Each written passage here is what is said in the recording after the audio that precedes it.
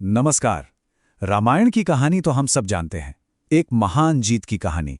लेकिन क्या हर जीत के बाद सब कुछ ठीक हो जाता है? आज हम रामायण के उस आखिरी, सबसे उलझे हुए हिस्से को समझने की कोशिश करेंगे। ये कहानी जीत की नहीं, बल्कि उस जीत के लिए चुकाई गई कीमत की है। तो सवाल यही है ना कि जब एक कहते हैं ना परफेक्ट विक्ट्री, जब वो उतनी परफेक्ट ना रह जाए, तब क्या होता है? जब जीत की खुशी तो हो, लेकिन उस पर शक के सवालों के बादल मंडराने लगें, तब क्या? तो चलिए अयोध्या का माहौल समझते हैं। सोचिए, जश्न का माहौल है, राम लौट आए हैं। लेकिन हवा में एक अजीब सी बेचैनी है। एक तरफ जीत है तो दूसरी तरफ जनता का शक। और ठीक इसी माहौल के बीच में खड़े हैं राजा राम, जिनके सामने शायद उनकी जिंदगी का सबसे बड़ा धर्म संकट है। दिल की सुने या फिर अपनी प्रजा की।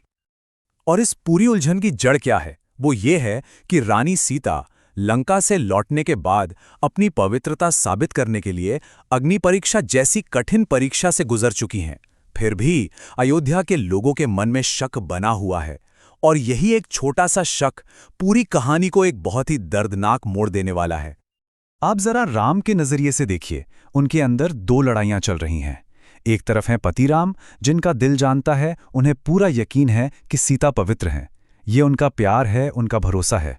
और दूसरी तरफ हैं राजा राम, जिनका कर्तव्य, जिनका राजधर्म कहता है कि प्रजा की सोच, प्रजा का विश्वास सबसे ऊपर है, भले ही वो गलत क्यों ना हो। यही तो है असली कश्मकश, असली धर्म संकट। तो इस कश्मकश का अंत क्या हुआ? एक फैसला लिया गया, एक ऐसा फैसला जो बहुत दर्दनाक था और जिसने कहानी का रुख हमेशा के लिए बदल दिया।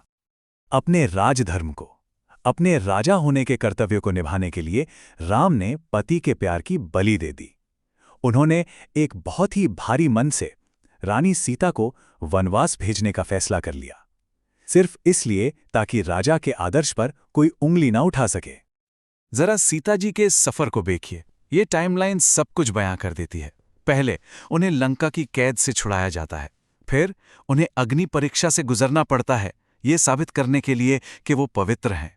इसके बाद उन्हें अपने ही राज्य से वनवास दे दिया जाता है, और अंत में जाकर उन्हें ऋषि वाल्मीकि के आश्रम में पनाह मिलती है।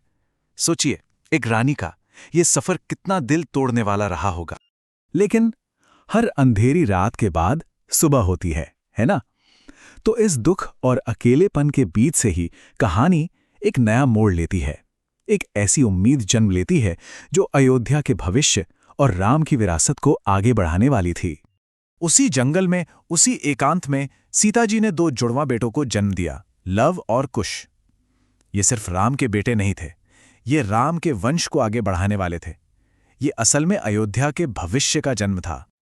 और देखिए, इन राजकुमारों की परवरिश किसी महल में नहीं हुई, बल्कि एक ऋषि के आश्रम में हुई। ऋषि वाल्मीकि के संरक्षण में उन्होंने क्या सीखा? उन्होंने सिर्फ शस्त्र शास्त्र नहीं सीखे, उन्होंने अपने ही पिता की कहानी यानी रामायण सीखी।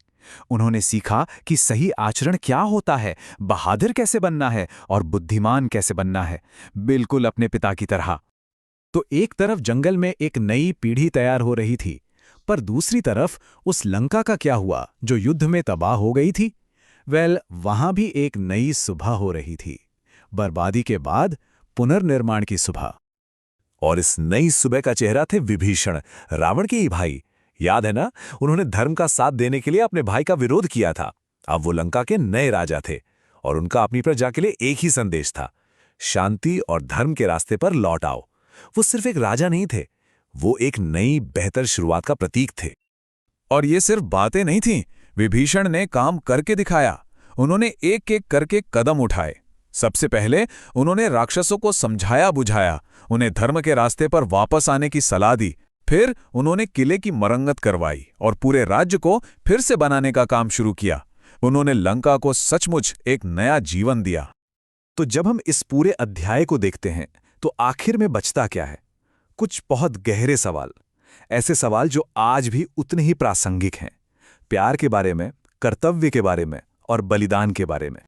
देखें, इस पूरी कहानी को समझने की चाबी है एक शब्द, धर्म। और धर्म का मतलब सिर्फ पूजा पाठ नहीं है, ये एक बहुत बड़ा कॉन्सेप्ट है, सही तरीके से जीने का रास्ता। हर किरदार के लिए इसका मतलब अलग था। राम के लिए था राजधर्म, यानी प्रजा सबसे पहले। सीता के लिए था पत्नी धर्म, यानी पति का सम्मान, और विभीषण के लिए धर्म का मतलब था सच का साथ देना, भले ही सामने अपना भाई ही क्यों ना हो। असल में यही वो ताकत थी जो हर किरदार के हर फैसले के पीछे थी। तो अगर हम इसे समेटें तो इस कहानी के जो बड़े बड़े थीम्स हैं वो हमें किन किरदारों में सबसे साफ दिखते हैं। देखिए, कर्तव्य और प्यार के बीच की जो लड़ाई है वो हमें राम में दिखती है। पश्चाताप करके एक नई शुरुआत करना, ये हमें विभीषण में दिखता है। और आने वाले कल की उम्मीद यानी विरासत, वो हमें लव और कुश में दिखती है। और आखिर में ये पूरी कहानी हमें एक बहुत बड़े सवाल के साथ छोड़ जाती है।